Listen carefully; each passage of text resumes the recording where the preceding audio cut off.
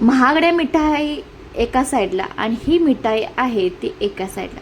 ही मिठाई करण्यासाठी काही खर्च करायला लागणार नाही, बाहेरून सुद्धा काय आणायला लागणार नाही बरं का तुम्हाला.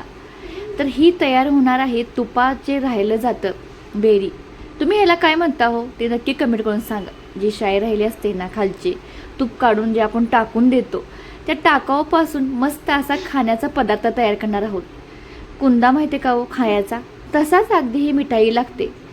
तर काय करायचं, जे राहिलेलं आहे ते एका पॅनमध्ये घालायचं, थोडा एक 2 ते 3 मिनटं परतून घ्यायचं. परतून झालं की त्यामध्ये 3 रुपयाची साखर घालायची.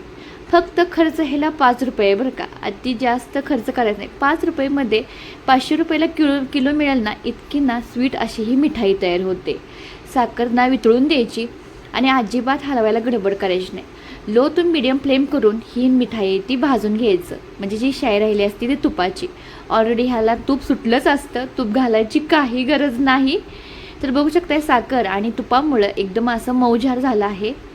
तर ह्यामध्ये घालायची विलायची आणि विलायची घालून थोडा वेळ परतून घ्यायचं. ह्याचा गोल्डन ब्राऊन कलर येतो हे भाजून घ्यायचं बरं का. जितका वेळ भाजल ना तितकं छान चव येते. अर्धा तास तर ही मिठाई करण्यासाठी लागते. फक्त लागतं हे 2 ते 3 रुपयाचं हे मिल्क पावडर, तीसुद्धा 1 चमचा घातली आहे बरं का.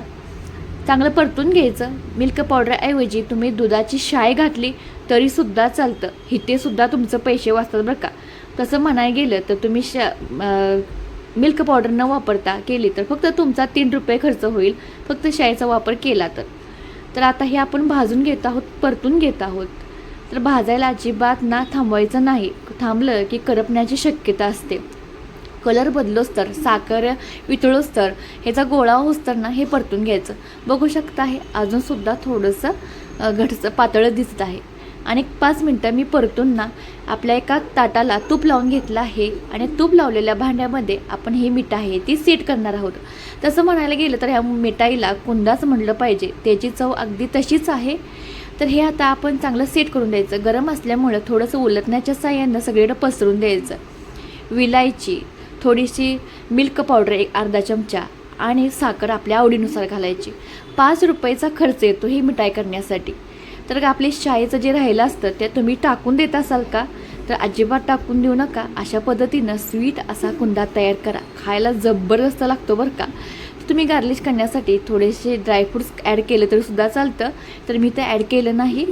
अशीच खाल्ली आहे मिठाई. थोडेसे कट मारून घ्यायचे, आपल्या आवडीनुसार कट मारायचे. थोडंसं कडक व्हायच्या अगोदर कट मारून घ्यायचे, कारण साखर चांगली वितळली असते त्यामुळे क्रंची पण असं होतं. तर थोडंसं मऊ असतानाच मी कट करून घेतलं आहे. एकदम तोंडात टाकताच विरघळणारी हे बर्फी तयार होते, कुंदा तयार होतो. आणि बघू शकताय वड्यासुद्धा सुंदर पडल्या आहेत. आणि हे टिकतात 2-3 दिवस बरं का, त्यामुळं खायला चांगली गडबड करायची. सहजरित्या तुटला आहे. बघू शकताय तोंडात टाकणारी विरघळणारी ही बर्फी झाली आहे. तुम्हीसुद्धा एकदा ट्राय करा आणि आवडल्यास तर जाता जाता चॅनेलला सबस्क्राईब करायला अजिबात विसरू नका. आपल्या सोनाली किचनच्या रेसिपी अगदी साधी सिंपल असतात. असंच चॅनेल पाहत राहा. धन्यवाद.